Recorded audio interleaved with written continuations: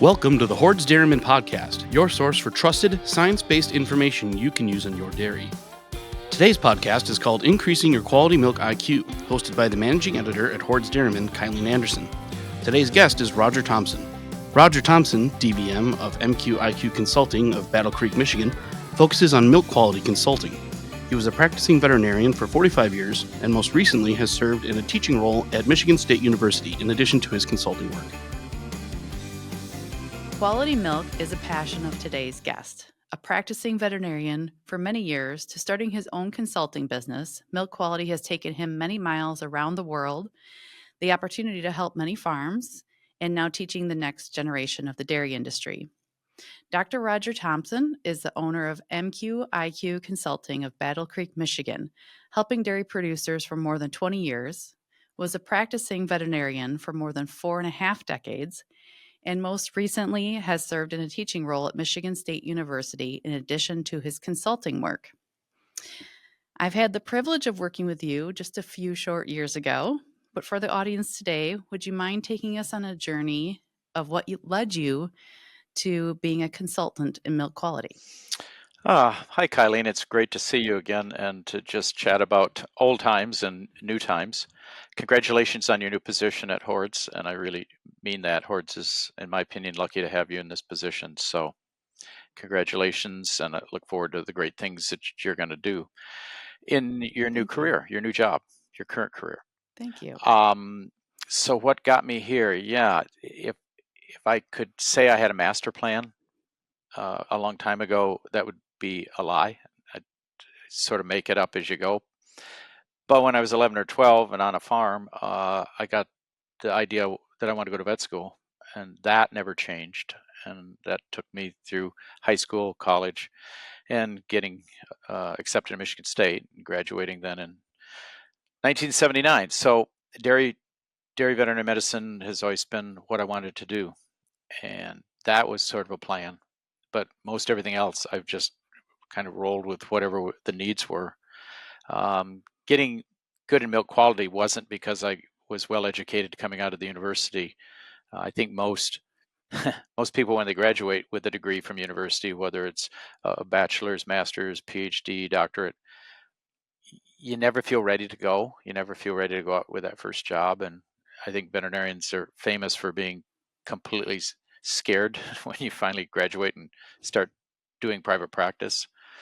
And I was exactly there. But once you get into practice and you start getting some confidence of the everyday things, then you start realizing that the veterinary education was good. It laid a lot of foundation information, but it didn't prepare you for everything you would see out in the everyday world, the real world, if we want to say it that.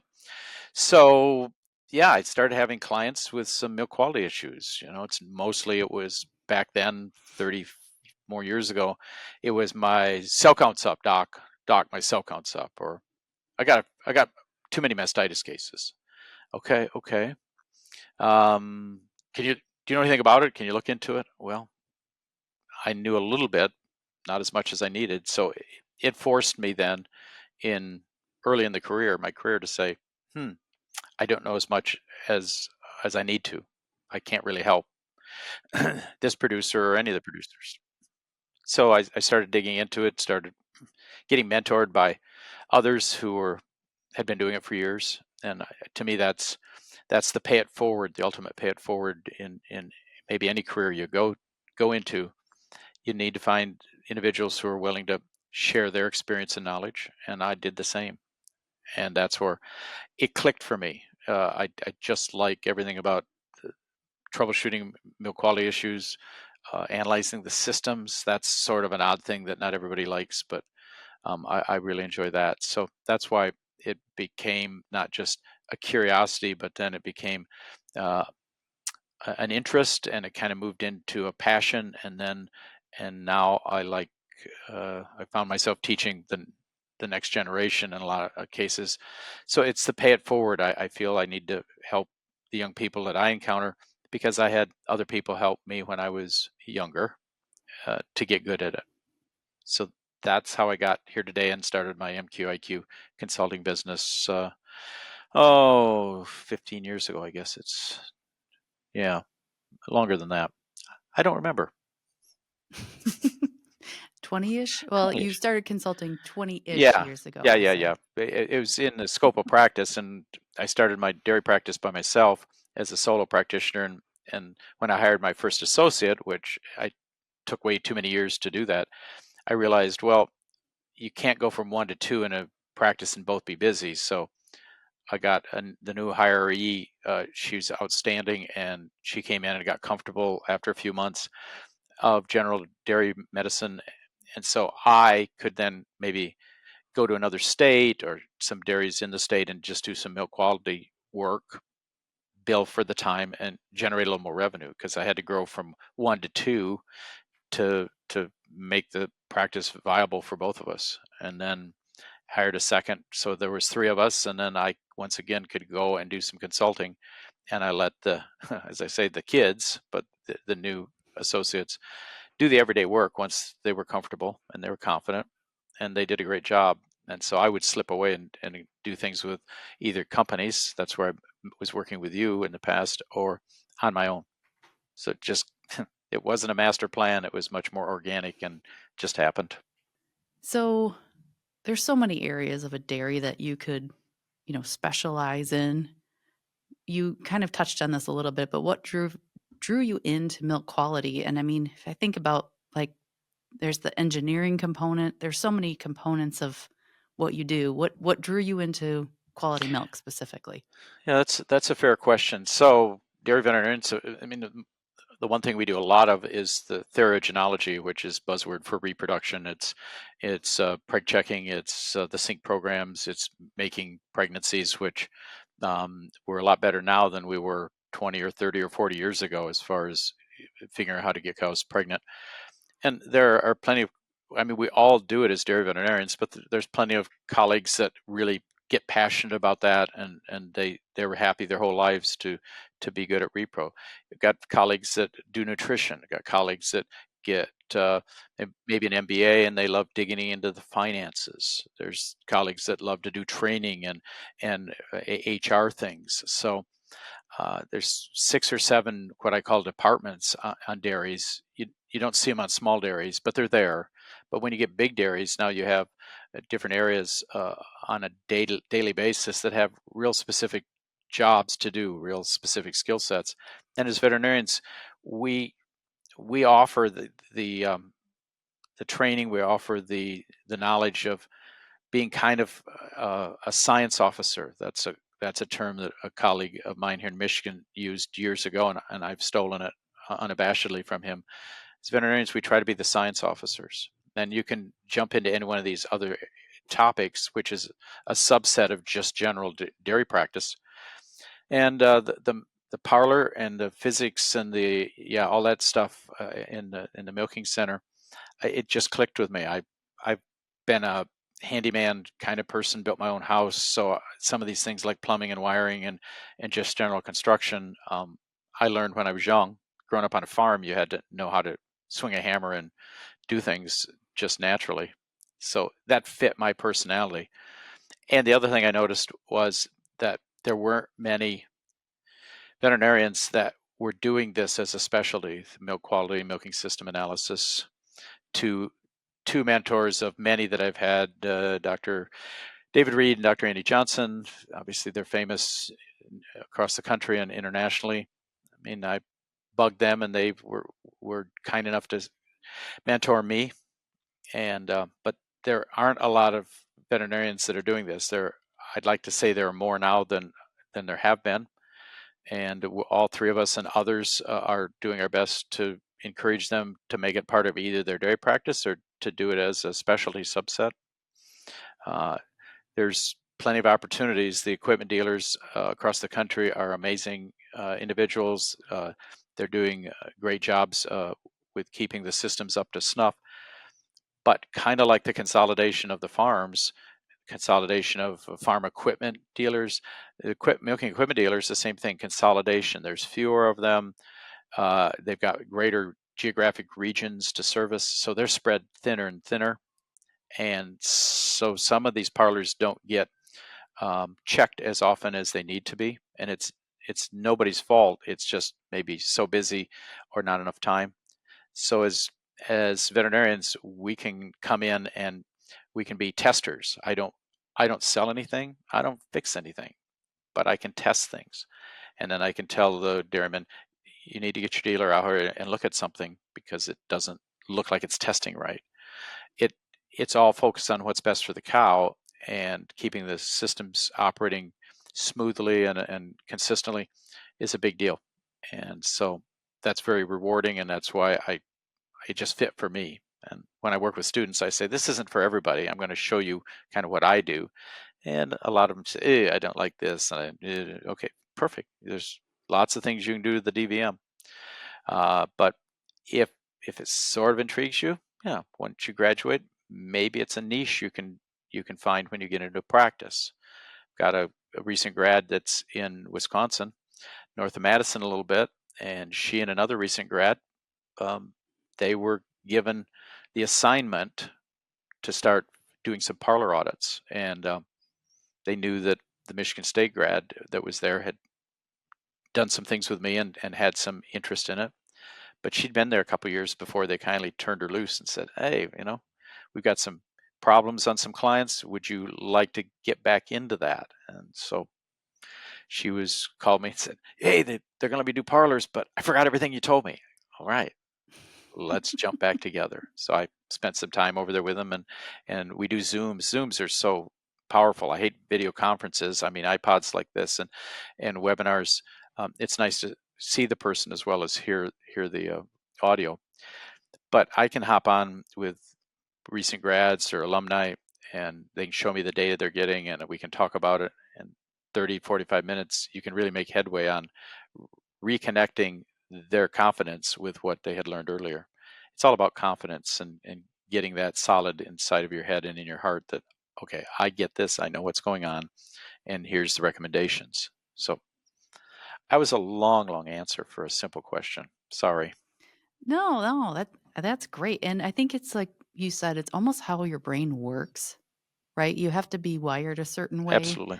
and it has to be your passion of the way, your brain Yeah, and I think is just I've wired that got way. short circuits in my brain because I'm weird. I weird to like things like this. But again, there weren't a lot of vets, and I thought, okay, it doesn't seem like this is an overpopulated area of specialty, and so I think there might be a need here years ago when I first got into it, and I still see it today, that there's opportunities to work together with the producers, with the equipment dealers, and to be friends, not competitors by any means.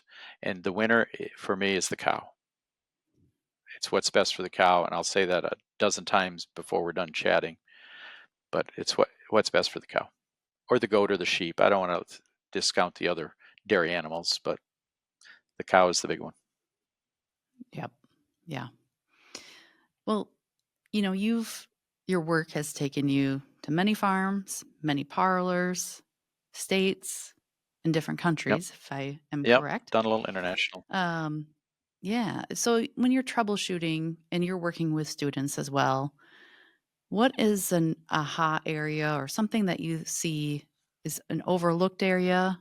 And then what do you see from quick wins of that when you're doing these analyses? Yeah. Excuse No. me. So kind of my newest hot button that has caught my attention, and it's, I'd say, the last 5 or 6 years. So it's not brand new, but it still is something that when I was earlier in my consulting business, I wasn't doing a consistently good job on monitoring the stability of the vacuum across the entire milking system. So the most important vacuum level is at the claw, because that's what the cow feels. So when I have a client ask me upon arrival, Doc, what should my milking system vacuum be? And I say, well, where do you want me to measure it? Well, the vacuum pump. And it's an important number, but the truth is I don't care. I set the vacuum at the pump to get the vacuum at the claw, because that's what the cow feels. But usually I get a real cranky look from them. What do you mean you don't care about the vacuum? No, I don't care what it's at the pump. I want to know what the claw vacuum is for your best producing cows at highest production at their peak flow. And then we're going to set the pump vacuum to achieve that. Oh, okay. I get that. Okay. So I'm kind of a snarky jerk, but it's, you got to know where you're measuring. But what I'm saying, what I'm seeing more and more of is the stability of the vacuum across the whole system. It has a rule to it, and it's part of the ISO standards, the NMC airflow manual standards, and it's supposed to be very consistent, less than 2 kPa or 6/10 of an inch down from average or up from average. But to really get a look at that, normally with a vacuum gauge or a Triscan, VPR, any one of the testing equipment, we're going to measure vacuum by the receiver, and we're going to do it for a minute, maybe a couple minutes, maybe 5 minutes, and say, okay, it's good, it's real steady. But with some new equipment that's available, the Vadia vacuum diagnostic stuff from a company called Biocontrol, and they have little vacuum measuring gizmos that you can attach somewhere and leave them for an extended period of time. They're not generating any paper printout or anything. They just are collecting the data, and then you can upload it to a software in your computer. So I started doing that 4 or 5 years ago, mostly by accident. I had one of these little gizmos that had several channels broken, so I was down to one channel on it. I thought, what can I do with you? I don't want to not use you. And so I said, I'll put you here at the receiver and get a test port, and I'll leave you there. I'll do it as soon as I get to the farm, and I'll leave it there. And it was shocking, some of the things I was seeing if I left it in place for 2, 3, 4, 5 hours, like the whole time I'm there, put it in place, do my other testing at different locations, walk around the barn, watch the milkers, what the procedure is in the parlor. I get all of that data harvested, and then I go get my little data logger that's just been checking the vacuum at the receiver, which is the milk line vacuum. And I started seeing, whoa, like sometime late morning, all of a sudden the vacuum climbed or dropped precipitously.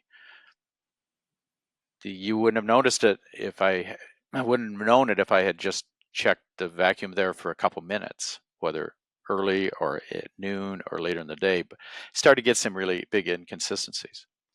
So it's my new fun thing to do, and not every parlor do I see it on, but I'm seeing it a few times every month or two, often enough that says, this is something that we need to keep an eye on, to report to the equipment dealers for a deeper dive. Vacuum pumps wear out. I know the dairy producer doesn't want to admit that, but vacuum pumps wear out. The controllers to control the vacuum level, whether it's a regulator or a variable speed drive, they start to wear out. I know and nobody wants to hear that because they're expensive to replace, but stuff starts to wear out. And I think the last few years, margins have been really tight on profitability for milk. So some of these routine things that maybe the dealer's been asking to do, the dairyman's checkbook says next month. We'll check it next month, and next month never comes. So that's my new fun thing to do. And when it's stable, it's easy to say, yeah, vacuum stability for your system is good. Drive on. But it needs to be checked regularly, once a year, every 6 months. These parlors that are running 24 hours a day, even the little parlors run 24 hours a day now, just to survive. And so the equipment wears out. 24 hours a day times 365, that's over 8,500 hours. I don't know anybody that puts that on their tractors. Nobody runs it. No. Their best tractor, 3,000 hours, a chopper, 2,500 hours. That's phenomenal for $1 million piece of equipment. The parlor, over 8,000 hours is not unusual. But we just sort of, it turned on today, so everything's got to be good. Tomorrow, turned on, everything's got to be good. Turned on last night, so you think, everything's fine. So that's what makes it fun for me, is to double check, make sure the cows are getting the right experience, because they notice these vacuum changes. They don't say anything. They do say things. The cows are talking to us all the time if we just stop and listen to them. They switch their tail, they stomp, they kick, they fidget, they moo. They've got a lot of language. We're just too stupid as humans to stop for a minute and listen to them. But they're usually talking to us if we just wait a minute. And it's fun to show the students that. That's where you start pointing things out. And, I never noticed that. Okay, good. Now you do. Now listen to the cow talk to you. What is she saying? This was unplanned, but we actually have an article in our July issue about vacuum levels. Excellent. So this was Excellent. a perfect segue. Great that you've got that in. Yes, can't talk about it enough. And yeah, that's what that's what gets me up in the morning to go check things out or to teach other people that it's important. So on that same, I mean, that's an interesting thought as far as how many hours the vacuum pump is running. So maybe this is the answer that you would have to this question, but if you had a magic wand to change anything about milk quality or milk quality challenges that a dairy experiences or the cow, what would you do with your magic wand? Yeah, information. Well, we're in a journey industry-wise, to me, in the U.S., and I think it's happening around the world globally. But in the U.S., we definitely are on. We've been on a transition march for 10 or 15 years, and this transition march to me has a lot of things driving it. But at the heart, if I asked you, Kylene, as far as in free stalls, so there are open lot barns in the U.S. around the country, but in free stalls, if I asked you what is the gold standard for the bedding material that we should put into free stalls for cows to lie down on, the gold standard, what might your answer be as far as what may be the most perfect material for a cow to lie on? Sand. Thank you. I do producer meetings. Nobody gets it wrong. Right. But for a variety of reasons, manure management, trying to carve out, some decreased expenses, of several legitimate reasons, we're not using that as a bedding material. What are we doing? We're using everything but sand. So I coined a phrase a few years ago for my own mind to say anything but the gold standard would be an alternative. So I say we are using alternative bedding materials. So that's anything but the gold standard of sand. Now, if I have mattresses, putting sawdust on mattresses was common, dried sawdust. That got really expensive when pellet stoves got all the rage a few years ago, and so ag now had to pay a lot more for really nice dry sawdust. So what did we go to? Well, the alternative bedding materials that are the most common now is recycled sand. So we're going to take new sand once, and then once we scrape it out of the alleys, we're going to wash it, rinse it with something, and then let it set for a little bit, and then put it back in the stalls. And then the recycled manure or fiber bedding is the other one, whether it comes out of a digester or it just scrapes off the floor, and we're going to squeeze some liquid out of it and then put it back under the cow. Those are the big three alternative bedding materials that are most common. That said, they're way more difficult to manage. They bring variation in management. Some people seem to be able to manage them quite nicely. Others have a lot more challenges. So if I had a magic wand, I would wave it and say we should stay with the gold standard of sand, new sand, never used before, and then I probably would be unemployed, quite frankly. so the real downside is if I had my wand, I'd put myself out of business. So I'm not going to have my magic wand, and I'm not going to call in Harry Potter or anything like that. We're just going to continue to find ways to manage these other bedding materials, substances, because they can be comfortable, but they certainly represent some milk quality challenges that that vary from farm to farm and season to season, some seasonality. The open lot people in the central part of the country and out west that have the open corrals for dairies, they basically are using recycled manure. And when they have dry, low humidity, their milk quality is phenomenal. They get really good results. When one rainstorm, and all of a sudden they go from the best of times to the worst of times. I think that's from a famous book, isn't it? These were the best of times and then the worst of times. And they just live that seasonality wise.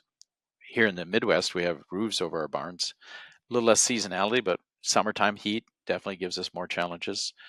Freezing cold in the winter, bacteria aren't as happy, so everything's easier or better. That's my wand. I'd like to keep the bedding back to what we know the gold standard is, but it's not going to go back there for a variety of reasons, and I understand that. So we have to manage it. Well, that's a really practicality of Yeah, dairy. it is. It is. I agree with you, Kylene. Well, I want to shift gears a little bit because I know you've been involved in NMC. Can you tell us a bit about your involvement? So it started many years ago, just as to attend, and there are so many what I call nonprofit organizations for everybody in all different industries, but ag and dairy specific. So the producers have their nonprofits that they start and help support each other. That's fantastic. And as dairy industry people, I'm going to say industry in general, you've got veterinarians, you've got nutritionists, you've got extension people, you've got the industry representatives from the processing plants, the milk inspectors, the field people. All of us are, wandering around from farm to farm all the time, wanting to make recommendations or keep an eye on what's best for the cow. What's best for the cow should be best for us as humans and best for the dairyman's checkbook. So to say all of that is to say that when I was just getting started and I had people to mentor, but I also had organizations that I could get involved with. And the two that really fit my career the best, the things that I was doing, one was the NMC, National Mastitis Council was the original name of it. Now we've had gone back and forth with the names, but NMC has been around for over 50 years. It's over 60 years now. We're in our 6th decade of existence, and it's fun because it's such a varied group of people that attend, and by that I mean very eclectic. As far as pulling anybody that's involved in dairy is welcome to come, welcome to become a member. As compared to the other organization I've belonged to for a long time, the AABP, which is the American Association of Bovine Practitioners. So it's the beef and dairy veterinarians across the country. Another great group where you can make friends, you can get mentors, and you can have information coming with annual meetings, regional meetings. So both NMC and AABP are the two places the two groups I belong to, and where I get the vast majority of my current new information, new research coming out. Both those organizations provide a source, a one-stop shopping, so to speak, if you want to do milk quality stuff. NMC is very targeted because you would say it's just about one disease. The National Mastitis Council is, I mean, there's the American Cancer Society, there's all the human diseases, and they have their organizations, and NMC is kind of like that from a production medicine standpoint. But I went just to learn, and I learned a ton, and they had so many resources. The big thing was making friends in the hallways, making friends in the evening to go out to dinner, setting it into sessions and hearing topics being presented. And so it just became, it moved from, it was necessary for me to start getting an understanding of this complex topic to then I got friends. And then you want to go the next year to see your friends. And then, of course, you know what happens. You come regularly. Would you like to, serve on a committee? Would you like to be on the board? And all those things just naturally are going to happen, and it's an honor. And so, yes, I allowed myself to serve more because it had given me a lot, and I felt like, again, I needed to pay it forward to give back to others. So yeah, then I got on the board and blah, blah, blah. And so it marches along. And so last year I was second vice president, which means you had to organize all the short courses. And this year I'm first vice president, which means I'm organizing all of the general lecture sessions. But I've got too many friends now that are support people that I can call in a moment's notice to bounce things off. But it's also then organizing really good meetings for the young folks and the new attendees. They don't have to be just young. So NMC for me, yeah, it's one of my two organizations that I invest time, volunteer time, because it provided a lot for me when I got started, and it only seems fair or appropriate to give back. And so, yeah, that's great. it's fun, and it's very eclectic. It's not just boring veterinarians. It's everybody can come there. Producers, and we love producers to come to them. They often struggle to know why they should come, because we can get some speeches that are a little bit more academic in scope, and most dairymen, they would like to go to a meeting and come back with something that they could immediately take to their farm. And sometimes some of the papers are a little more academic in scope. But we've got producers on the board of directors, and they're tremendous assets. They've always got great wisdom and passion, and we'd love more producers to get involved. So we're trying to always have topics and sessions and breakout sessions, panels that really focus on what are the producers doing and seeing. And I've got at least one or two panels that I'm planning for the 2026 general session at the end of January, because I respect the producers. None of us would be doing what we're doing if we didn't have dairymen and women to work for. Exactly. Yep. What would you say that they would say to get other producers to come, and what do they get out of being involved in the organization?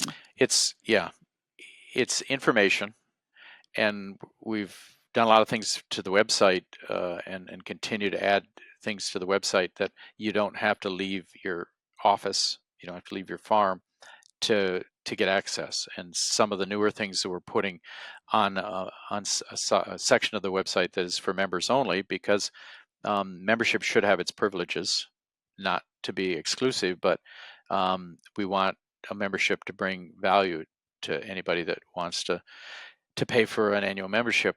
Any of these organizations kind of do the same thing. So that access is just growing. We've got training modules that are now coming online that we just launched in 2025 for not only dairymen, dairy managers, but for your key employees that, again, they can set it in the break room. You can get them set up in your office on a computer, and they can start taking training sessions about all different things. We're starting very, very basic on teat scoring, teat end scoring, teat skin scoring, milking prep procedures. We've got a whole plethora of training modules that have been setting around. Dr. Reineman from UW has a storehouse of training modules that I never knew existed until last year. Some other colleagues on the NMC said, yeah, I watched these years ago and they were phenomenal. And it's not that he wasn't hiding them, it's just they weren't getting out into the mainstream where others could benefit from them. They're getting repackaged, and they're going to be part of this website for training that is coming online, and will be coming online. Going to be added over the next 2 or 3 years. It's going to be quite a rollout. But the producers and everybody on the farm are going to have access to these things, especially if they're members, and we think there's value there. So that's why producers, I think, should consider being a part of it, or at least having key managers as a part of it.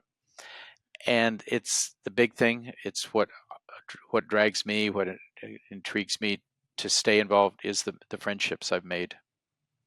And you want to talk to a guru like Reed or Johnson, and you meet him at the NMC, and you go have a drink or dinner with them, and then through the year you have a problem come up. If you met them at the NMC and you call them, they're going to answer. Now they're a friend. They're not just, some dairyman calling. That power of connectivity can't be underestimated. And that's where membership has its privileges, and it's also relationships as well as information. That's my commercial for an MC. No, that's great. And it's, as we're doing this over a video conference, I mean, some of that can't be replaced as the in-person relationship building too. Back to your point of, Agreed. you build that rapport when you're face to face. And Absolutely. wanted to talk about your career and a little bit more about, you've spanned several decades. You have a lot of experience. I mean, experience in a good way, not just I just don't know what happened. getting In my older. head, I think I'm in my 30s, and I look in the mirror, and whoa, I'm older than that. And then I have a birthday, and I think, no, it's not that big a number. That's the scary thing. But I still feel good. Call it experience. Yes. We're going to call it Thank you. experience today. Thank you. I'll take it. So you get the chance to look back. And what are some of the biggest changes that you've seen in the industry? And then maybe more specifically in milk quality, since that's the theme of our conversation today. So my probably second year out of veterinary school, so about 1980, and my first practice experience was in Ohio, 3 years, at the Orville Veterinary Clinic in Orville, Ohio, near Worcester, Wayne County. It was the big dairy county in Ohio at that point. But I remember being at a client's dairy. Most everybody had stanchion barns. There were some small parlors, but this was a beautiful stanchion barn place, 70, 80 cows. And he made a comment, the son that was managing made a comment that he had a cow that had just gone over 100 pounds per day production. And I'm sure I teasingly joked him and said, "You're lying. No, there's no cow can milk 100 pounds in a day." 2X, surge bucket milkers. Everybody milked with those. And he said, "She's right down here." So we walked down to the end of the barn, and he pointed her out, and I looked at her, and I'm not a cow judger, but she looked like a big, strong, wonderful Holstein cow.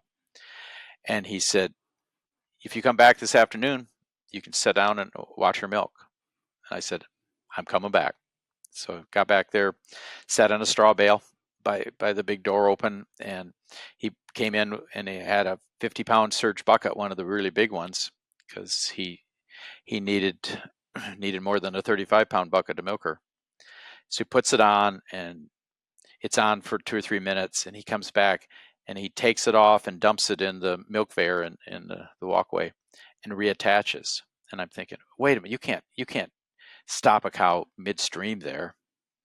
He said, "No, that's what I have to do, because she would flood the bucket and it would go up in the vacuum line." And it got all done, and yeah, it was it was over 56, 50, 52, 53 pounds, whatever she did for that one milking. And I sat there in my head, and as I say it to you today, I thought, I'm never going to see anything more amazing than this cow milking 100 pounds. It can't get any better than that. Where are we at today? Commercial cows, not show cows, not fluffy tails, whatever you want to call them, just hardworking commercial cows.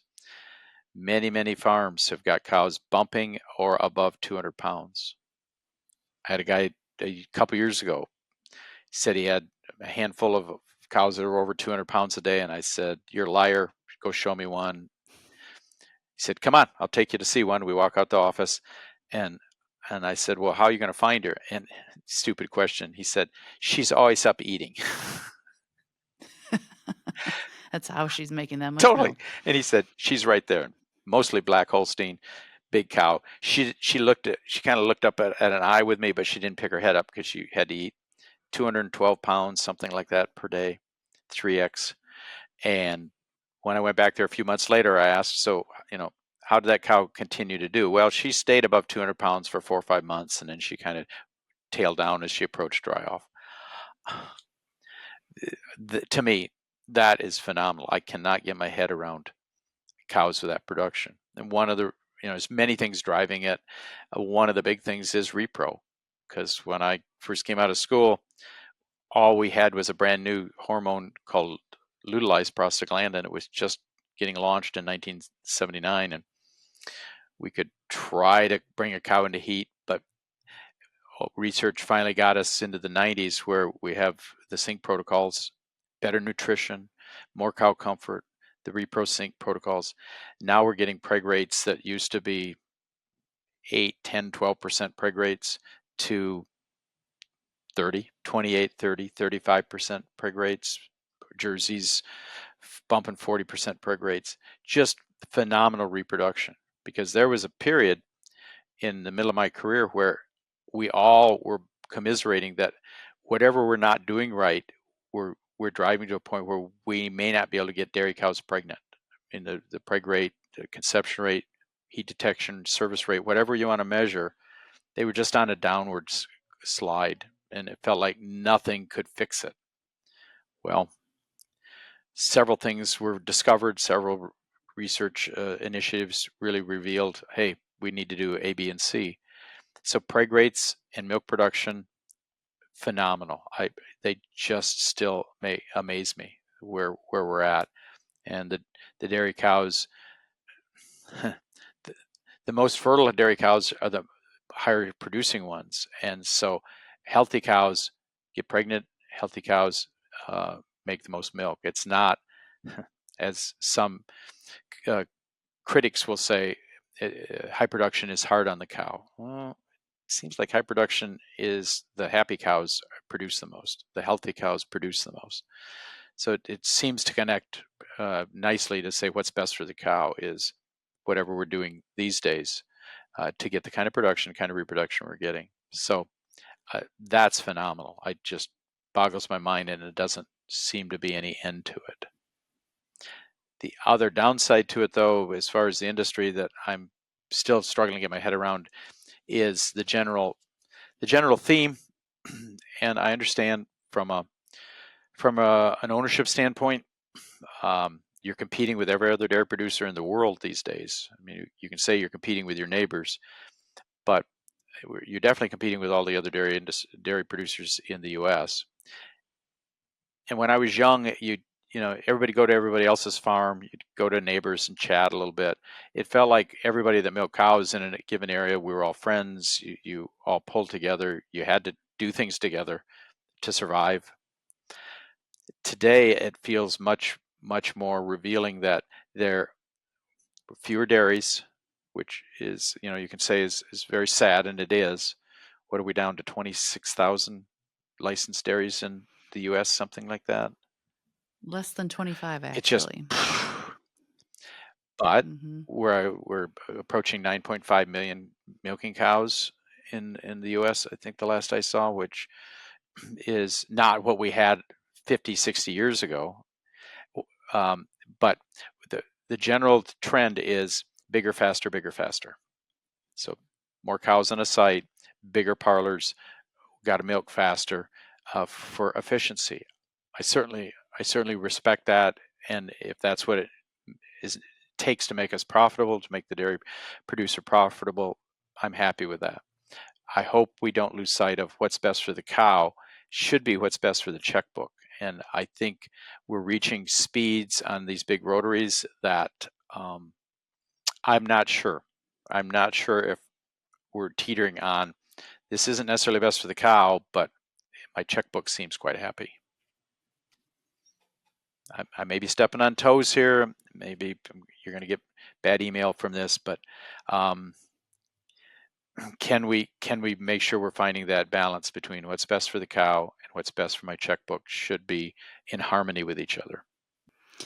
So would you say milking efficiency is the change you've seen in milk quality from your careers? Yeah. So now I'm going to put my teacher hat on here. All right, do it. You didn't say anything wrong, but there's parlor efficiency and then there's milking efficiency. So parlor efficiency is how many can we get through a parlor. So we've got the big rotaries, and they're wonderfully made, and I love working with them. So we've got the 110s, 120s, 128s, different companies making those. There's other ones, bigger ones being dreamed about. I haven't seen them yet.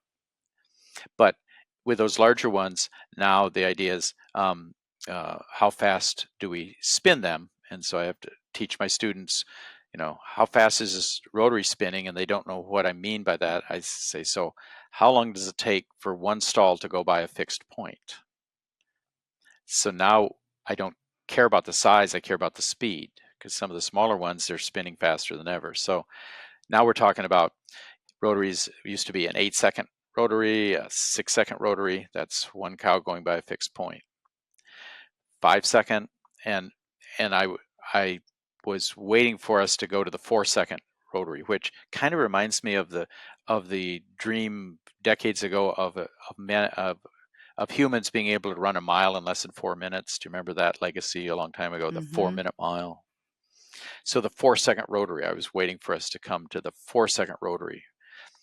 And we blew right by that over the last 3 or 4 or 5 years. We've got a lot of the big rotaries that are somewhere between 3 and 4 seconds to stall.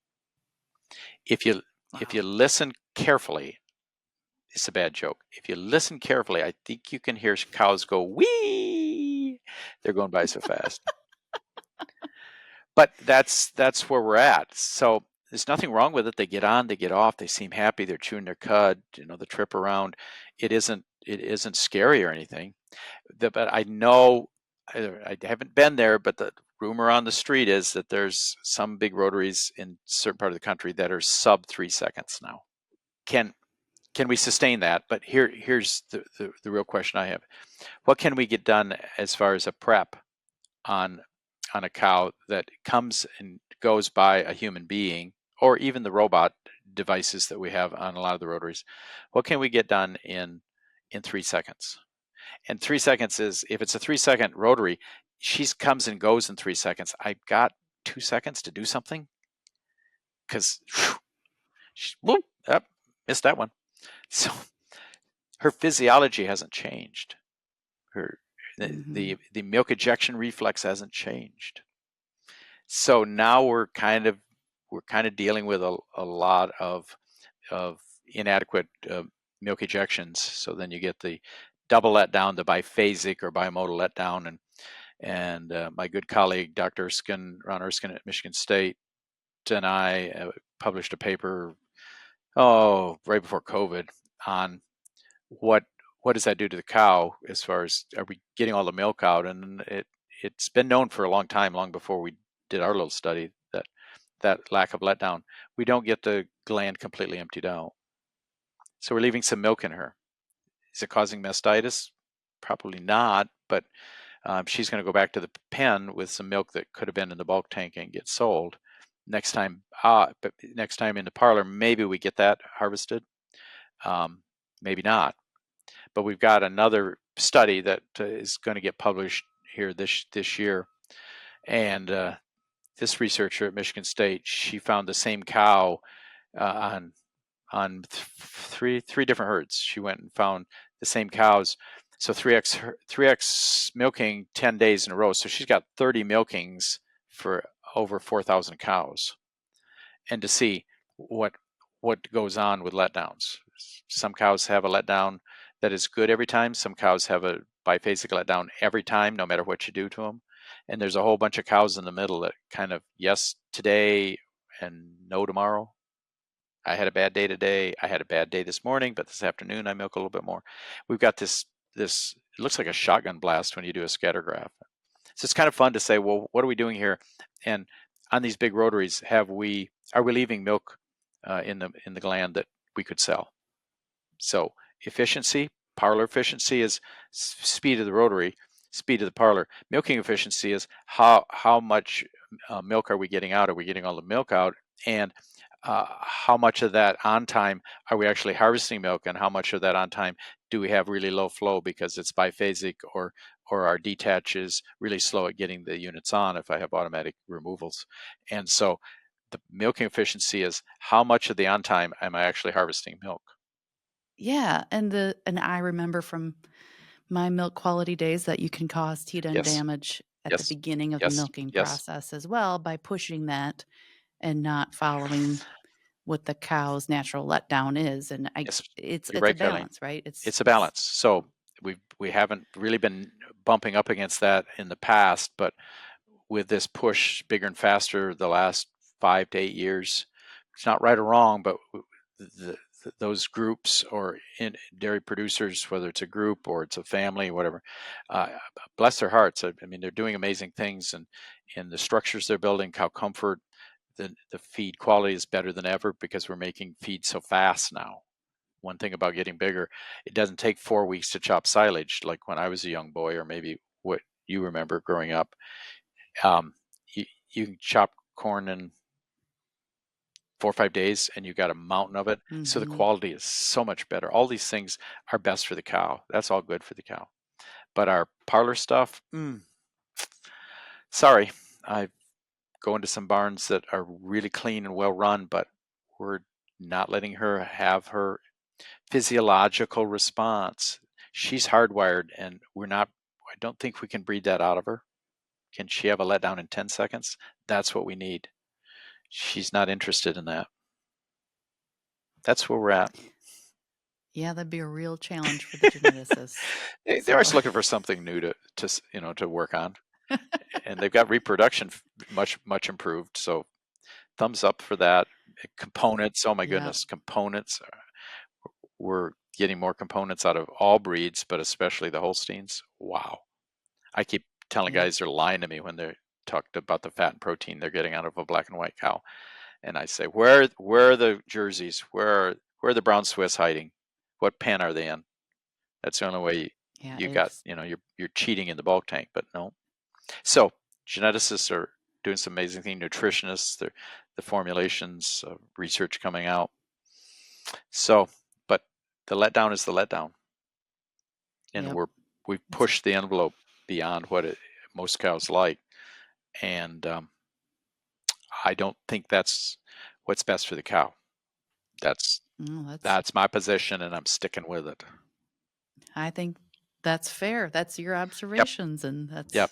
that's So no, it's a great point. that's where we're at on that. Well, you gave a teaching moment to me, so I'm glad you did. I'm But sorry. you told us a little bit about your instructional role, and you've had a lot of opportunity to teach. What makes you excited about the future of the industry when you get to work with Certainly, this group yeah. of The young, I'm going to say it this way: the young women and men. So I have Michigan State to gauge, but I don't think the other universities probably are too dissimilar here. Because we got fewer dairy farms, we got fewer young folks coming off the farms wanting to go to the university for some kind of education, and so we still got a lot of people coming to Michigan State that want to do animal science. A lot of them come to animal science with the dream of trying to get into veterinary school. Fine, that's great. The gender variation has swung radically from when I was up at Michigan State 1,000 years ago, where it's vast majority are young women coming in. Tremendous scholarship, tremendous enthusiasm. That's what is fun about teaching with the folks that aren't coming from a traditional dairy only experience or production ag experience. They're suburban, city. They like animals. Fantastic, great. They show up, and every year I get one or more students that come into the office and they say, I'm a freshman. I haven't had you as an instructor yet, but I drove by the dairy farm the other day and I pulled in, and it's open for people to come and visit. And I walked out and saw the calves. Oh, they're so cute. And I just fell in love with them. And now I want to go into the dairy industry. Okay, great. Maybe we should have you work out there for a semester or two. Where'd you grow up? Well, grew up in a big city. Okay, great. That's fine. And you can love calves. But for a career, let's double check, make sure that the fascination isn't just that cute little calf, but they come from really big mama cows, and you need to like the mamas too. So we'll get them jobs. and a lot of them will say, "Oh, it wasn't what I thought it would be. It's dirty." And yeah, okay. But there's plenty that say, "I still love it." Those are the ones that make it satisfying, enjoy it, and get them to their end of the line, either as getting their bachelor's degree, so 4 years, and get them a job. Love getting jobs. But most of us, and I'm sure everybody at every university feels the same passion. Get a job, get out into the industry. It's the greatest joy. Once you get into the game, as I like to say, you can change teams, you can wear different uniforms. You don't have to stay the same place your whole life, but get out, get that first job. It may not be perfect, but now you're going to start building your network, and the network is what's going to serve you your whole career. Go to join the organizations to build your network, and away you go. So hanging out with the young folks gives me great hope and optimism that agriculture in general and dairy specifically, there's some really amazing men and women and men coming out of all of our universities. Some just stay at the farm, and that's fine. But I think at least a 2-year experience helps get some new information behind you, if not a 4-year. And then those that want to go into veterinary school, go for it. It's hard to get in, but go for it. That's your heart. Don't quit until you feel like, okay, I guess I can't get in, or I've changed my interest. Yeah, and we need veterinarians, don't we? Us old ladies and gentlemen are, getting ready to check out. As I like to tell the kids, take a dirt nap, which startles them when I say take a dirt nap. They, what? Well, I mean, let's get real. I'm going to take a dirt nap. Want to be cremated, my ashes scattered over a manure pit on a dairy farm, so I can recycle myself through the plants and back into the animals for eternity. Just my earth suit. I love that. Well, I mean, this is a perfect segue to the next question I had for you, which I wasn't going to go all the way to the end The of dirt life, suit. but what are you hoping your legacy to be? So you Oh, get to wow. work and you get to influence all these young people, right? Yeah. So I mean, It's that's an amazing opportunity. So what do you hope you get to leave the future as you're in this teaching role? well, moving out of private practice, where you hope you've influenced a lot of clients, helped a lot of cows, worked with associates in most practices, that you left an imprint on those that you encounter. Sure, that's humbling. That's an honorable feeling.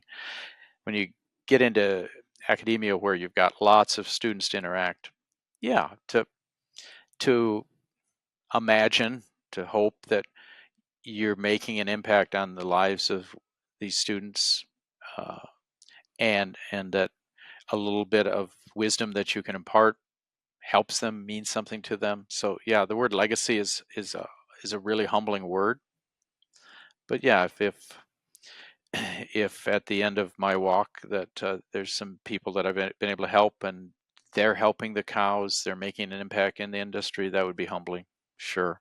And it's not that I think about it a lot, but there are times when I've got a long drive and your mind is wandering, you start thinking about, what the heck are you doing, and are you trying to make a difference? But if the cows benefit from it, then I'm honored to say that I was a small part of a really big project here of producing food for the U.S., but the U.S. produces food for the globe. And dairy is a fantastic food source. So I walk into a grocery store and love to walk by the dairy section, just thinking, okay, look at all this great nutritious food, all the different forms we have. And I had a tiny little speck of a part to play in that food getting into somebody's grocery cart and going to a table at home. It's that's kind of fun. Wow, that is a fun way to look at it, and it's We all do. every one of So us do yeah, I a part of it. can step back and watch people opening the cooler doors and grabbing stuff and putting in her carts, and I just stand back for a bit and watch and just think, this is good. This is good. That's great. You mentioned along with teaching, you're doing like a peer group of continuing education. And can you tell us a little bit more about that? Sure. So I've got two things. I've got a lot of an increasing number of alumni here from Michigan State. Some are animal science graduates, and some have gone on to veterinary school and they've graduated, like the gal that's practicing just north of Madison. And when they either graduate and they get into practice, or the animal science students get their career started, whatever it is, if there's a milk quality or a milking system audit part of their job that they either tell their bosses, I learned a little about this in school and I could possibly start helping the business with this little corner. It's like a little dot up there of milk quality milking system checks. Then my phone rings and, hey, you taught us a little bit, but not enough to be confident. I want to start doing it in my job. Will you help me? Will you remind me? Can we go do some things together? Absolutely. So it slowly had one, a couple years ago or several years ago, and then maybe one or two. It just the last 18 months or so, it's kind of expanded to 8, 10, 12 folks that were wanting some mentoring. I love to do it. It is a feather in the cap legacy wise. So yeah. And I just realized, what if we do something more as a group, instead of I work with you and then tomorrow I'm going to do you and the next day I'm going to work with you. I need to consolidate things, and we can all then learn from each other.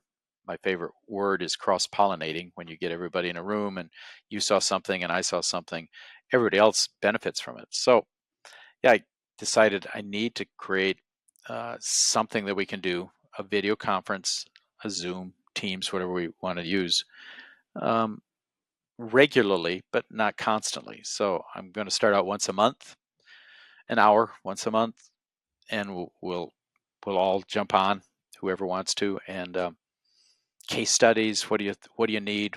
Who's got a hot button? Who's in the middle of something you want to talk about? And then everybody else can learn from it, can ask questions, and do that once a month. I don't know if the frequency will adjust as necessary, but yeah, I might call it the Friends Learning Foundation, for the lack of a better phrase. Sounds really academic, but it's not. It's just meant to be talking together on Zoom. So wherever you're at, you can be in your vehicle, you can be at your office, and it's one of the few good things that came out of us having to not have face-to-face instruction coming out of 2020 and 2021. The video conferencing was there, but we didn't know how to use it. So now I want to use it for that. And yeah, that'll be open to people that aren't Michigan State alum either. I've got some friends I've made contact with around the country, and I'm going to put an invite to anybody that wants to jump in on that. So whatever it gets to be, a few people, and we'll just yak once a month, maybe twice a month if it needs to be more often. And then everybody seems to be jumping onto this. It's not brand new, but one of the alumnists is a young veterinarian, and she's doing an amazing job in starting her own practice here in Michigan. But upon graduation, she went to California for a year and a half, and then came back to Michigan. And she's just a Sharpie, and she really loves the milking equipment stuff and the milk quality consulting. And so she's brought up the idea, and I said, yes, I've been thinking about it for a long time. We're going to launch a podcast here this summer that will be brief and to the point, but we're going to call it the Udder Report. And then he said, she said, because we've got an old guy, an OG. I'm being called an OG now. and a new young veterinarian that is just, she's going to be one that I will have great pride in as she grows into an outstanding consulting veterinarian, milk quality troubleshooting person. So we're gonna start a podcast and start offering that for general listening, people that would be appropriate for everybody beyond just veterinarians.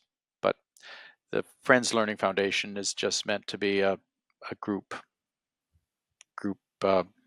troubleshooting thing that would be more intimate than just listening to a podcast with interaction and Q&A stuff. So yeah, Oh, that's that's fantastic. because I've got a lot of time. I just want to fit more time in. Much like I'm sure how you feel, Kylene, with having a huge publication to put out every month or twice a month. I would 15 issues a year. bless your hearts. That's a deadline. So anyway, I admire that. But those are things getting ready to start this summer that I'm looking forward to. And the name of that again, so we make sure we watch for The it? Utter Report. The Utter The Report. Utter Report. Okay. There's several of them. There's a lot of milk quality stuff floating around, and that's great. Hopefully, we'll have some information that'll be worthwhile for people who want to drop by and listen. Fantastic. Well, we'll keep an eye out for Thank that. you. Well, as we're wrapping up here, you've had quite a career. And last you told me you're not slowing down anytime soon. Correct. Or at least in the foreseeable future. Correct. Any additional closing thoughts of things that we've talked about today? Yeah. Good summary. The idea of continuing to work, for sure, I didn't have a plan of when to stop. I mean, I told you a lot of my career has had a little bit of planning, but it's been more responding to needs and changing organically based on opportunities or requests or needs. I didn't have any imagination coming back to Michigan State and teaching. That was not on my radar screen when I sold my own practice back 8 years ago. So when to end this whole thing, haven't planned that at all. Growing up on a farm, work is just second nature to any of us in ag. To me, I don't know, you feel the same way, but I'm happy when I work. I don't know when to not work. I've watched enough family members or friends that kind of hit a point where they say I'm retiring, which used to be this goal, this finish line that everybody wanted to get to. I'm retiring and I get a gold watch and I'm just going to ride off into the sunset. And those results always seem to be inconsistent. Sometimes it was great. Sometimes you just kind of withered into ill health almost because you're not doing anything. So yeah, I'm not stopping anytime soon. I feel great, feel as good as I have in years. And yeah, so the reward in working with the students, the reward with doing things with the industry people, the reward with getting to talk with you, Kylene. Yeah, this is the energy that gets me up in the morning, and I don't have to think, what am I going to do today? Oh, that's not where I want to end up for a while, at least. There'll come a time, but yeah, it is. It seems like there's more opportunities to do what I'm doing now than ever before, and the teaching and the training and mentoring others. Yeah, that's an energy that I don't want to lose anytime soon, because yeah, it puts fire in the belly, and let's keep doing this. I announced to my own adult kids that I'm going to work another 11 years. And I just grabbed a number out of there just to startle them. And that's, yeah. If next year I'm saying 11 years, then I'm lying, because I just keep saying another 11 years, another 11 years. But as long as I feel good, and I think staying active is good mentally and it's good physically. So, yep, I'm not going to stop. That's great. Well, I will say this has been a fun look at your career, milk quality overall, and we talked a little bit about NMC.